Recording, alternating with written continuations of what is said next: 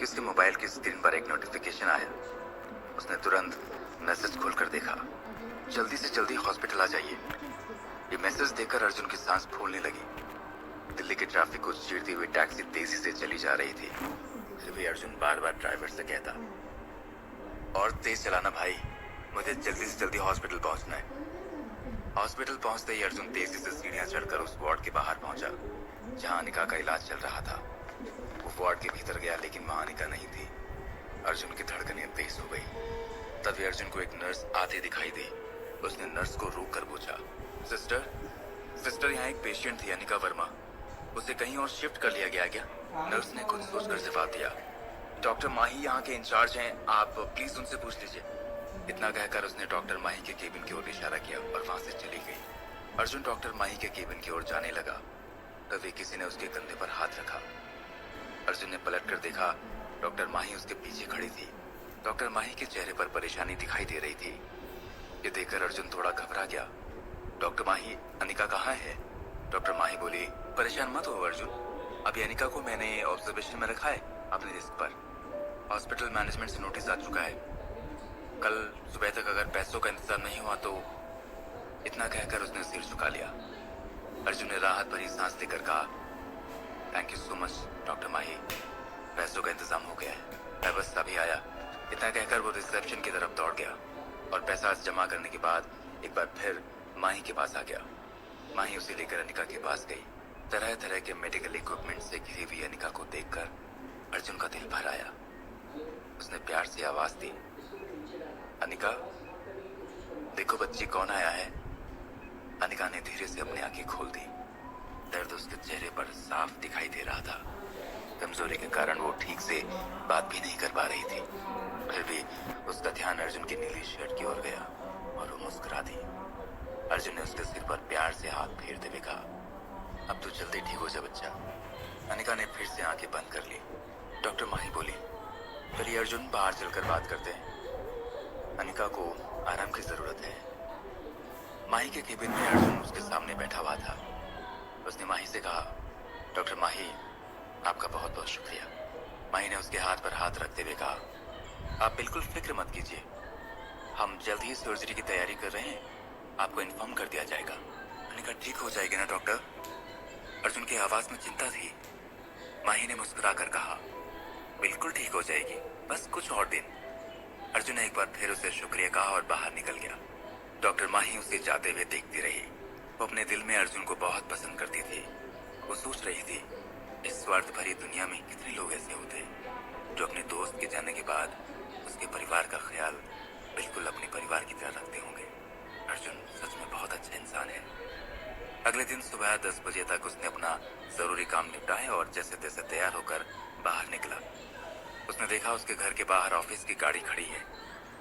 Isha ma'am का assistant Subhash driver के बगल में बैठा था।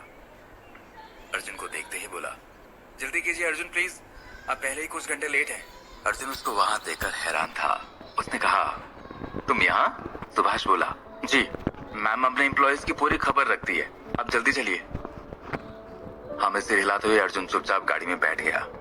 जैसे ही वो ऑफिस में दाखिल हुआ, सब उसी की ओर देख रहे थे और आपस में धीमी आवाज में बातचीत कर रहे थे।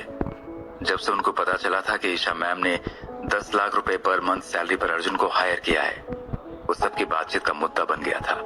सुभाष उसे लेकर मेघा के केबिन में पहुंचा और मेघा से बोला, मिस कुमार, अर्जुन जी को कॉन्ट्रैक्ट पेपर्स दे दीजिए और बाकी डिटेल्स बता दीजिए।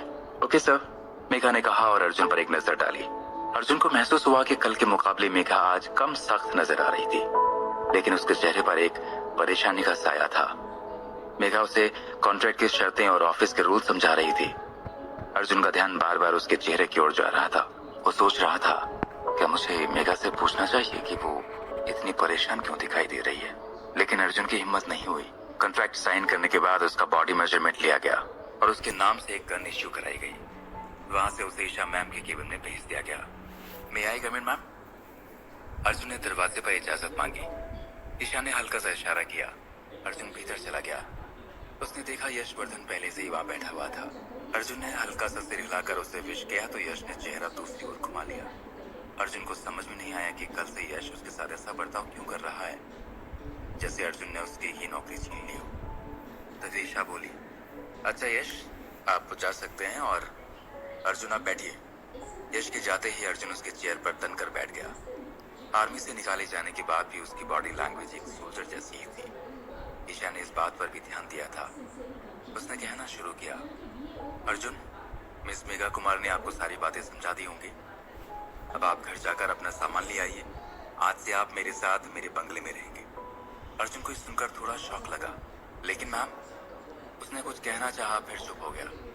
ईशा ने कड़क आवाज में कहा, आपके साथ 24 घंटे का कॉन्ट्रैक्ट किया गया है ना। अगर कभी रात में मेरे ऊपर हमला हुआ तो आपके घर से साउथ दिल्ली तो 2 घंटे लग जाएंगे आने में। अब आप सुभाष के साथ जाइए और अपना जरूरी सामान मेरे बंगले में शिफ्ट कर दीजिए। ईशा की बात बिल्कुल सही थी, फिर भी उसके बंगले में रहने वाली बात अर्जुन को अजीब लगी। जब वो ईशा के केबिन से निकल ही रहा था, उसके पास माही का मैसेज आ गया। 3 दिन बाद अनिका की सर्जरी होगी। इसका मतलब था कि अर्जुन को उस दिन छुट्टी लेनी होगी। लेकिन ईशा ने तो 24 घंटे अपने साथ रहने का हुक्म दिया था। वो पलटा और एक बार फिर ईशा के सामने देखने लगा। लैपटॉप की स्क्रीन पर नजर गड़ाए ईशा का ध्यान गया। आप अब तक गए नहीं? अर्जुन ने कहा। जी मैम, मुझे 3 दिन बाद कुछ देर की छुट्टी चाहिए होगी।